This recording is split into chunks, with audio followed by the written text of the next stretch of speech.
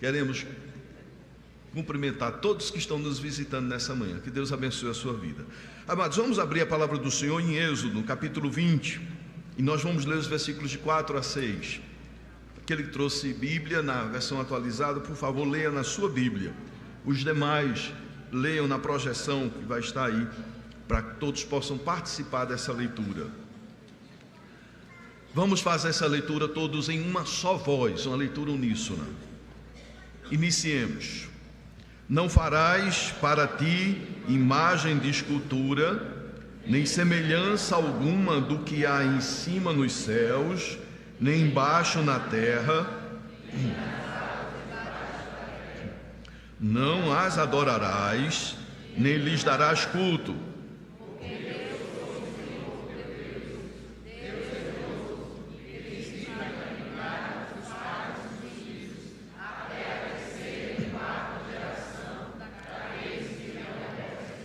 E faço misericórdia até 1000 gerações daqueles que me amam e guardam os meus mandamentos. Vamos orar ao nosso Pai Celestial. Oremos. Senhor, nós lemos a Tua Santa Palavra. Precisamos compreendê-la e colocar em prática. Fala, Senhor, de uma maneira toda especial a todos que estão aqui nesse santuário, aqueles que estão nas suas casas e aqueles que vão ouvir depois essa mensagem. Que Teu Espírito venha transformar, quebrantar o nosso coração, que o Senhor venha nos libertar de entendimentos equivocados, errados, contrário ao que está escrito nas Tuas santas Escrituras Sagradas. Pedimos ao Senhor que Tu me enchas com o Espírito Santo.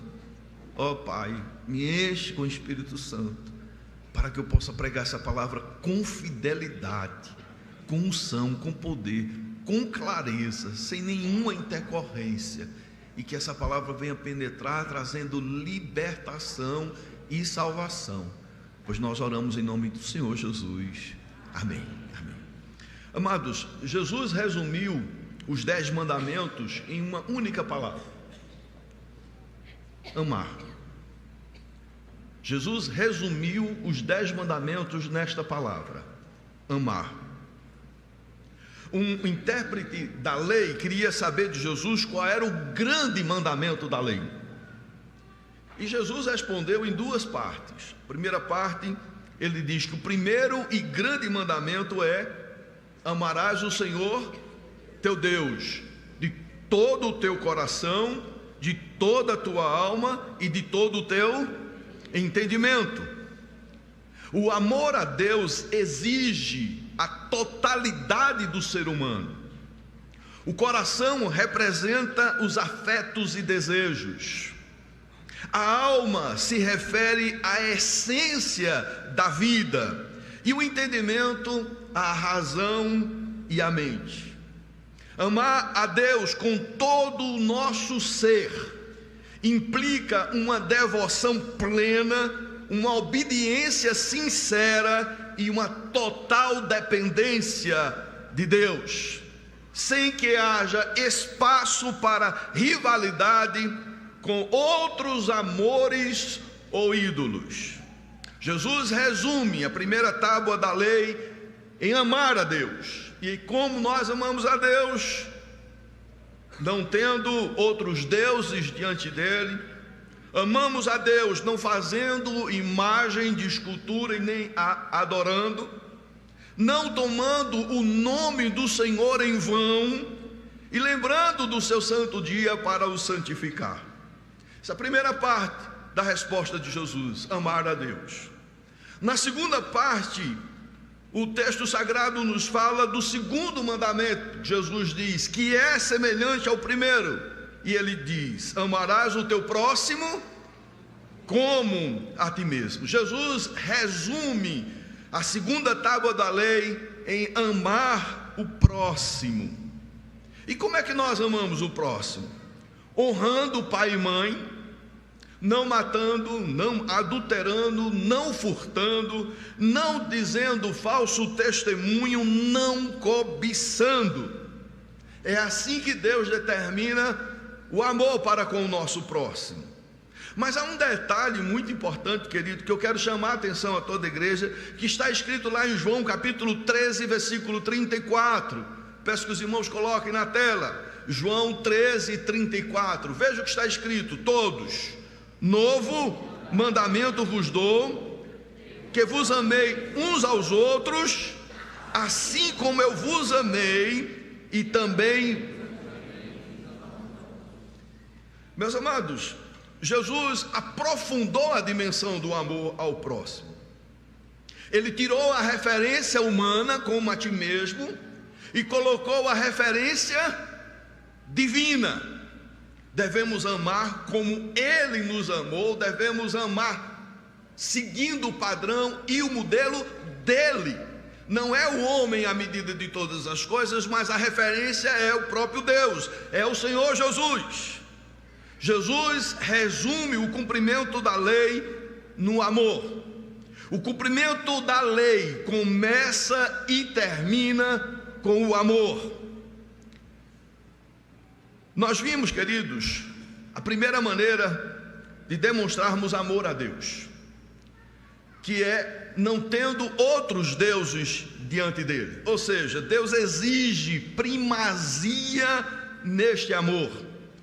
Deus exige total primazia em nosso amor por Ele. E hoje nós vamos estudar o segundo mandamento, a segunda maneira de demonstrarmos amor a Deus. E o texto é claro, quando encontramos aqui que Deus determina que o amor seja em espírito. Se no primeiro mandamento o amor tem que ter exclusividade, tem que ter primazia, nesse segundo mandamento o amor tem que ser em espírito. E nós precisamos compreender isso. Veja só o que é que o texto diz, lá em Êxodo 20, no início do versículo 4, só o início do versículo 4. Leamos todos: não farás para ti imagem de escultura. Agora o início do versículo 5, o que é que diz o texto? Não as adorarás. Tá bom até aí. Meus queridos irmãos e irmãs, olhando para este mandamento, não vemos necessidade de fazer qualquer tipo de comentário, porque é tão claro, é tão lúcido, é tão límpido. O texto sagrado diz: não farás para ti imagem de escultura e não mais adorarás. O que é que precisa acrescentar mais quanto a isso, meus amados? É simplesmente uma questão de clareza, de submissão e de entender qual é a vontade e o propósito de Deus para as nossas vidas. Mas nós temos que considerar duas verdades. Primeira verdade: o principal objetivo de Satanás é afastar o homem de Deus. E o diabo usa de todas as estratégias e artimanhas para substituir o Deus verdadeiro pela adoração à criatura.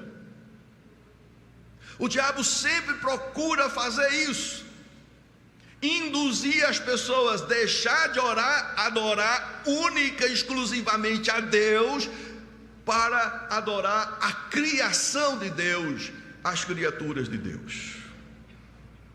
O diabo realiza esse seu intento de três maneiras. Primeiro, criando falsos deuses. E o diabo cria falsos deuses para desviar a adoração do verdadeiro Deus, desviar o nosso amor, que deve ser em primazia ao Senhor Todo-Poderoso. Segunda forma que o diabo age é induzindo os homens a fabricar imagens esculpidas para serem objeto de culto. Essa é a segunda maneira que o diabo age: induz os homens a fabricarem imagens esculpidas para serem objetos de adoração e de culto. Mas há uma terceira maneira que o diabo age: estimulando a adoração, tanto dos falsos deuses, quanto das imagens de escultura, promovendo a idolatria.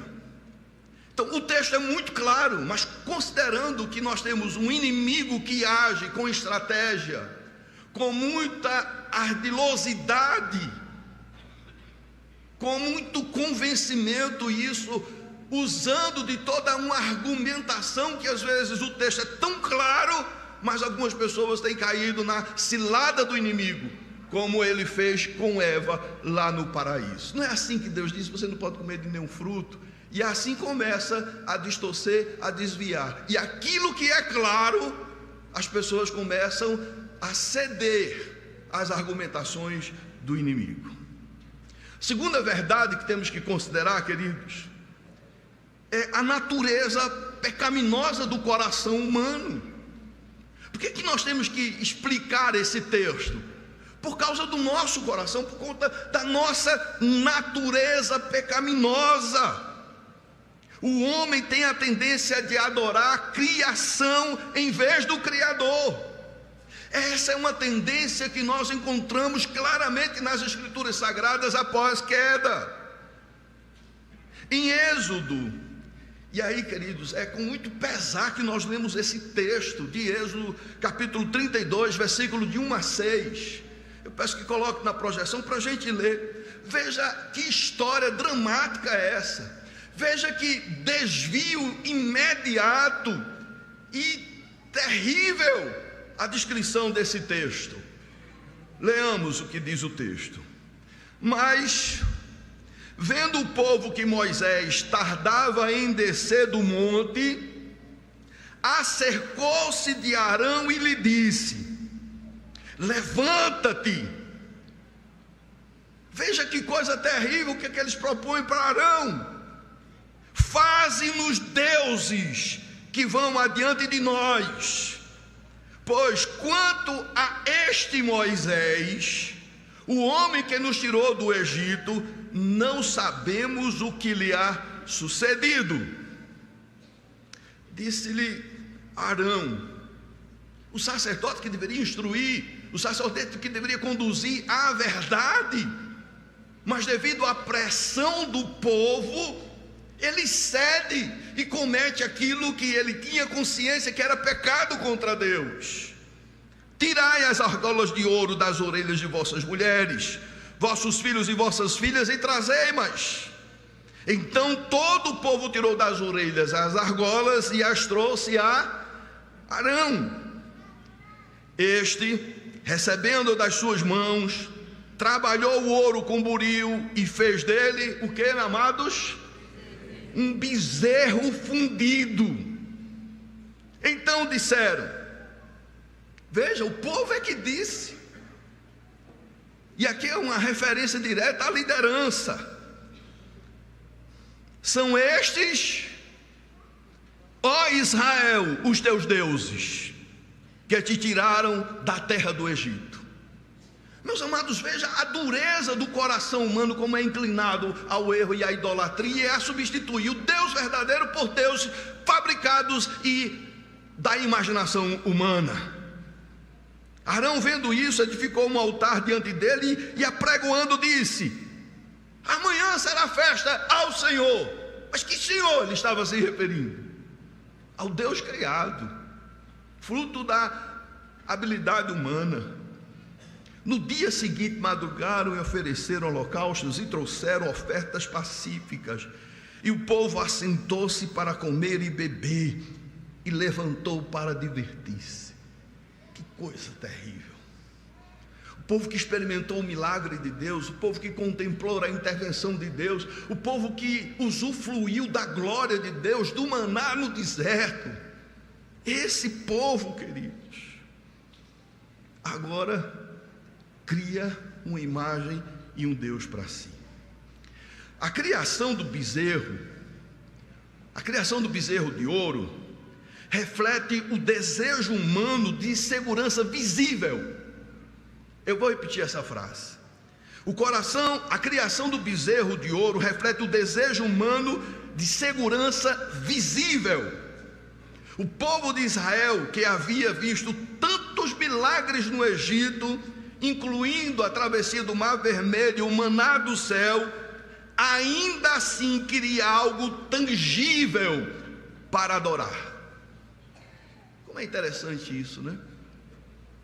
Eles queriam algo tangível, eles queriam algo que eles pudessem ver e dizer: esse é o nosso Deus.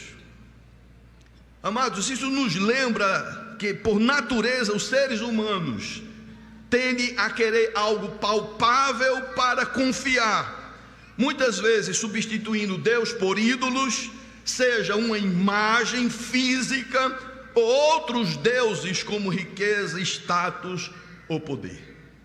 O homem sempre quer procurar a Deus do seu jeito e não do jeito que Deus determina e revela nas Escrituras Sagradas. O homem tem a tendência de criar maneiras diversas de adorar a Deus, sem considerar o mandado do Senhor. Deus é quem determina a maneira que Ele quer ser amado e adorado. Amém, amados? É Deus quem revela a maneira com que Ele quer ser amado e Ele quer ser adorado. O amor a Deus deve ter primazia e ser em espírito. E eu vou repetir: o amor a Deus deve ter primazia e deve ser em espírito. Eu vou ler e eu peço que os irmãos repitam, por gentileza, todos. O amor a Deus deve ter primazia e deve ser em espírito.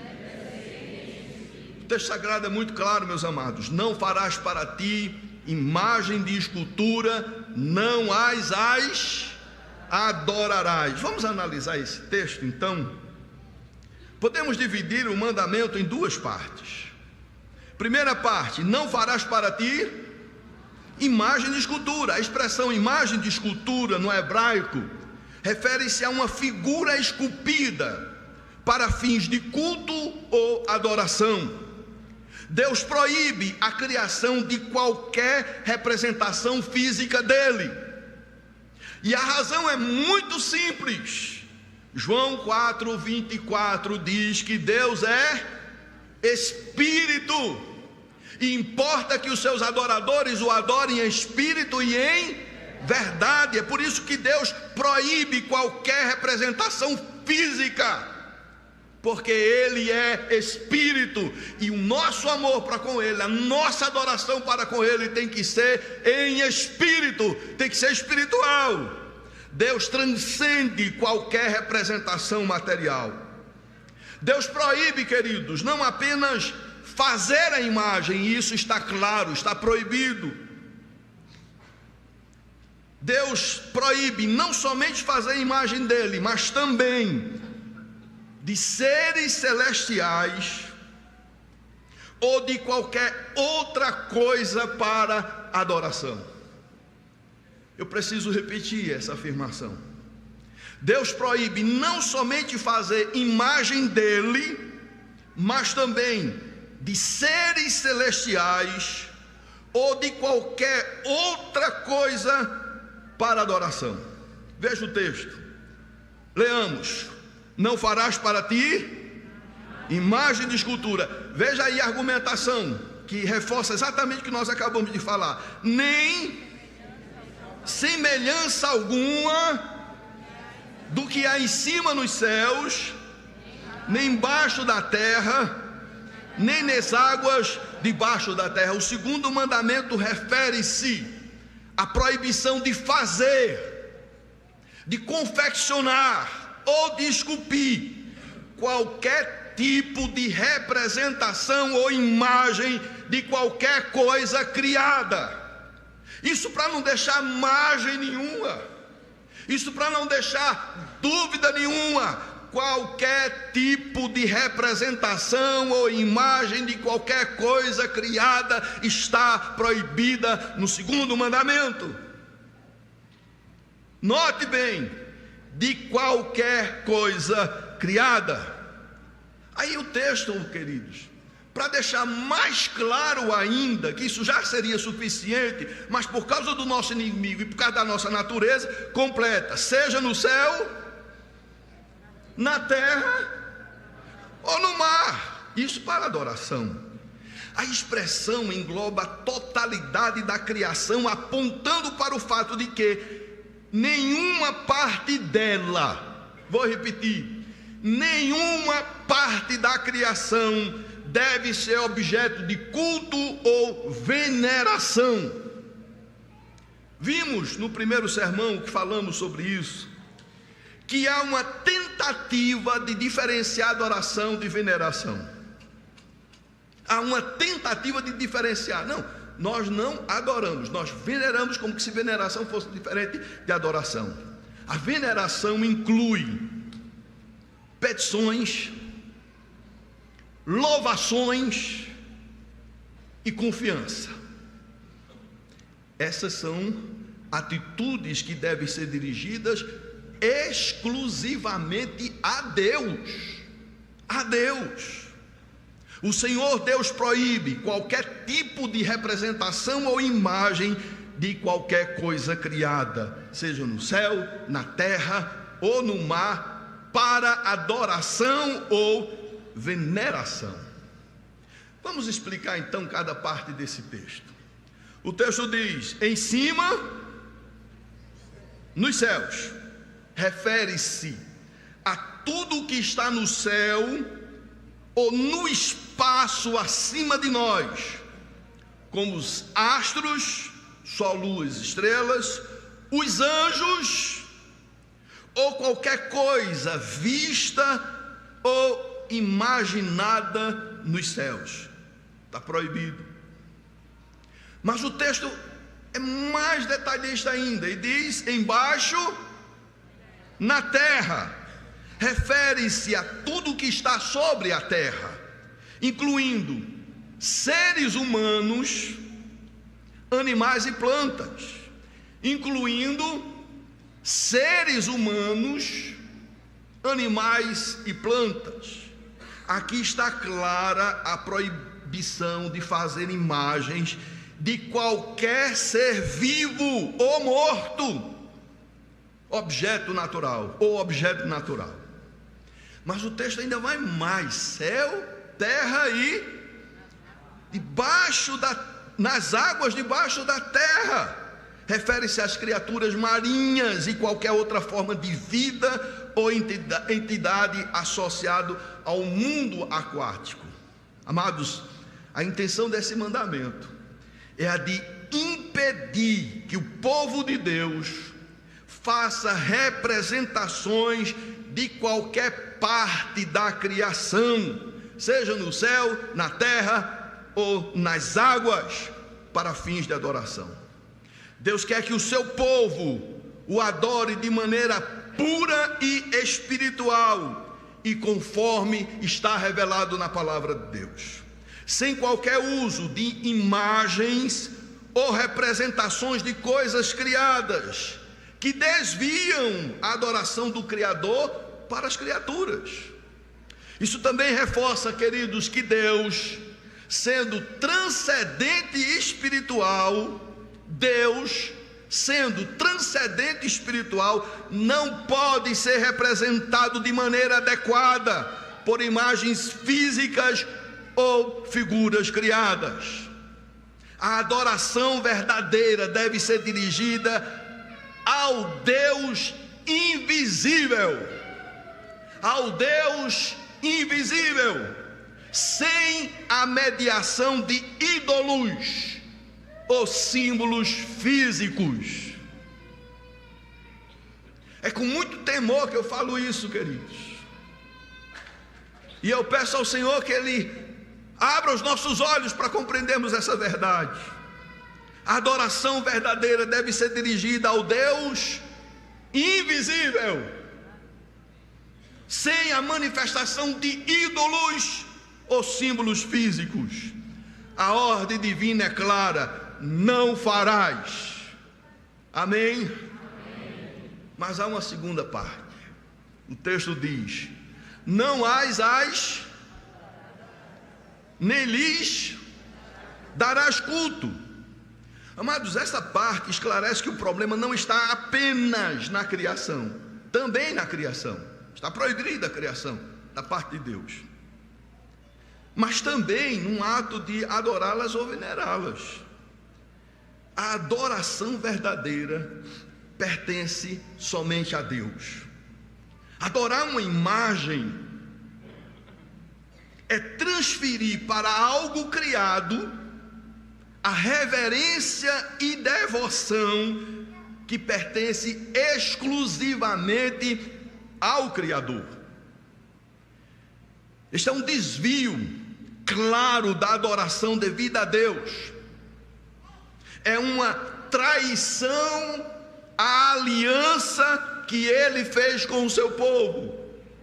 Vou repetir. É uma traição que Ele, Deus, fez com o seu povo. Somente o Senhor Deus, o Adonai Elohim, o Yahvé, o Deus de Israel, deve ser adorado. Somente Ele. Somente Ele. Essa adoração deve ser exclusiva e em verdade, em espírito e em verdade. Nos versículos 5 e 6, queridos, o Senhor vai apresentar a razão. Ele diz que não deve fazer, ordena que não deve adorar nem prestar culto, e Ele vai dar a razão. Por quê? Olha o texto que aqui diz. Aqui descreve que Deus é o Deus zeloso, porque eu, o Senhor teu Deus, sou Deus zeloso. E a palavra hebraica para zeloso implica em um profundo zelo, um cuidado intenso que Deus tem por sua honra e pela fidelidade do seu povo. Isso é uma questão de honra e de fidelidade do povo de Deus que deve ter para com Deus. Esse zelo não é irracional, queridos, mas reflete seu amor e seu direito absoluto de ser adorado exclusivamente, pois Ele é o Criador e o nosso Redentor. Aleluia. Deus exige devoção exclusiva, sem compartilhar sua glória com ídolos ou qualquer outra coisa. Veja o que está escrito em Isaías 42, 8. Eu vou pedir que os irmãos coloquem na tela. Isaías 42, 8. Leamos todos juntos.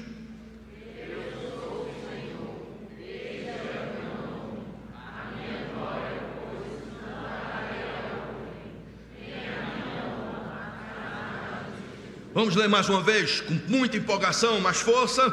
Eu sou o Senhor, este é o meu nome, a minha glória não darei a outrem, nem a minha honra às imagens de escultura.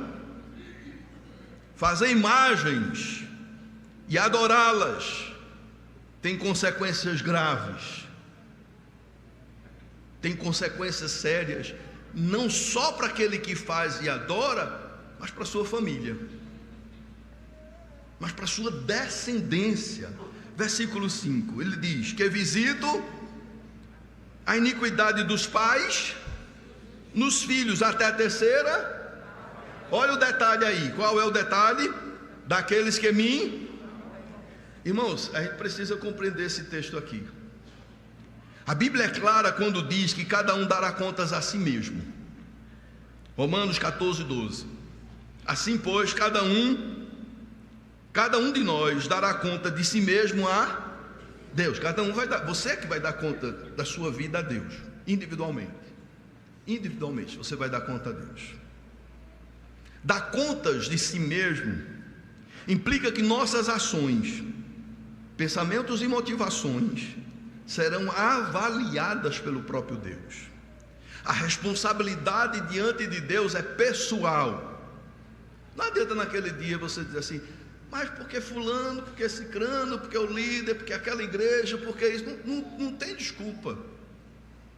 Essa síndrome de Adão e Eva de transferir culpa e responsabilidade para os outros não cola diante de Deus. A responsabilidade é pessoal. Você vai prestar conta a Deus dos seus atos, dos seus pensamentos, das suas atitudes, da maneira com que você vive e a fé que você professa. É pessoal.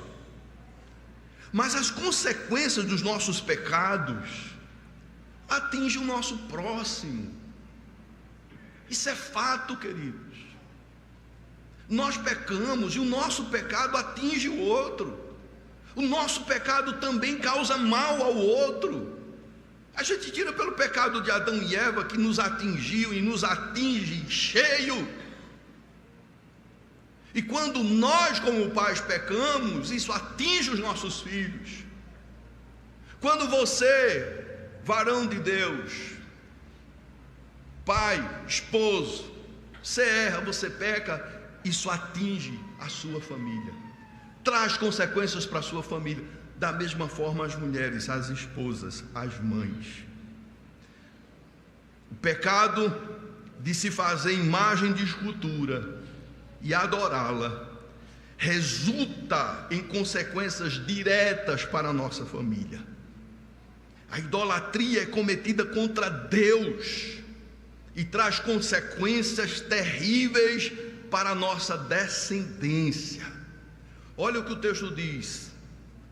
Ele usa a palavra visito, e aqui, queridos, implica não em uma punição arbitrária, mas indica que o pecado dos pais tem consequência nas gerações subsequentes. Deus não está dizendo que Ele punirá injustamente os filhos por conta do pecado dos pais. Não é isso que o texto está dizendo. Mas sim que os efeitos e consequências do pecado muitas vezes são sentidas por gerações. E o Senhor fala de terceira e quarta geração. E olha um detalhe, queridos, especialmente quando os descendentes seguem os mesmos pecados de seus antecessores. O texto é claro: visito a iniquidade dos pais nos filhos até a terceira e quarta geração daqueles que me aborrecem ou me odeiam. E a pergunta que podemos fazer nesse momento é: há algo que nós podemos fazer? Há algo que você pode fazer nesse momento? Se você sabe que existe consequência na sua vida por conta desses pecados dos nossos pais, dos nossos antecedentes, o que podemos fazer? Nós podemos nos arrepender e nos converter em nome do Senhor Jesus. Esse ciclo pode ser quebrado, e ele é quebrado quando nós entregamos a nossa vida ao Senhor Jesus. Começa uma nova história para nós, e começa uma nova história para os nossos descendentes. Louvado seja o nome do Senhor. Em Cristo está a solução, em Cristo está a transformação, em Cristo está o milagre, em Cristo está o poder de mudar essa situação. E aí vem o versículo 6, queridos. Hoje a gente falou tanto nos louvores, nas palavras, nos textos lidos. Versículo 6, toda a igreja comigo: e faço misericórdia até 1000 gerações daqueles que me amam e guardam os meus mandamentos. Meus amados, Deus faz e usa da sua misericórdia até 1000 gerações. Se você é um servo de Deus, pode ter certeza que Deus usa da misericórdia para com a sua descendência. Deus abençoa a sua descendência. A sua descendência faz parte do pacto da aliança. Mas eles também precisam amar a Deus e guardar os mandamentos.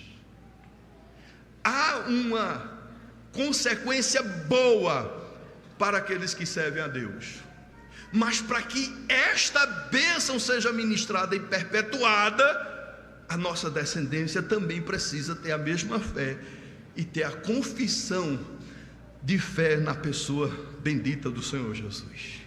Enquanto a punição vai de 3 a 4, a misericórdia vai até 1000 gerações. E aplicando, querido, essas verdades que nós acabamos de falar. Primeira aplicação: Deus quer que o seu amor por Ele tenha primazia e seja em espírito. Amar a equipe de louvor de todo o coração, de toda a alma e de todo o entendimento. Um amor espiritual, sem imagens ou intermediários. Segunda aplicação: Deus quer ser adorado conforme Ele revela em Sua palavra. Uma das características da verdadeira adoração é a simplicidade. Guarde isso no seu coração. Uma das características da verdadeira adoração, do culto que agrada a Deus, é a simplicidade. Hoje tem muita invenção humana na adoração. Vou repetir. Hoje tem muita invenção humana na adoração. Fui pregar numa igreja presbiteriana do Brasil. Após a pregação e a oração, pasmem, vi um movimento. As pessoas tirando o púlpito do seu lugar e indo um grupo de jovens para fazer coreografia de um hino. Amados, eu pedi tanta misericórdia a Deus. Eu pedi tanta misericórdia a Deus. Eu baixei minha cabeça. Disse, meu Deus, tenha misericórdia. Tenha misericórdia. O culto a Deus, queridos, tem que ter pregação da palavra. É por isso que o púlpito está aqui no centro. É o centro. Tem que ter orações. Tem que ter a entrega dos dízimos e ofertas como um ato de culto.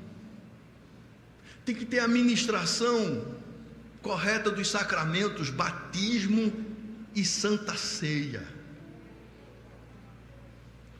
Adoração, palavra, oração, dízimos e ofertas e sacramentos. É esse o culto que agrada a Deus.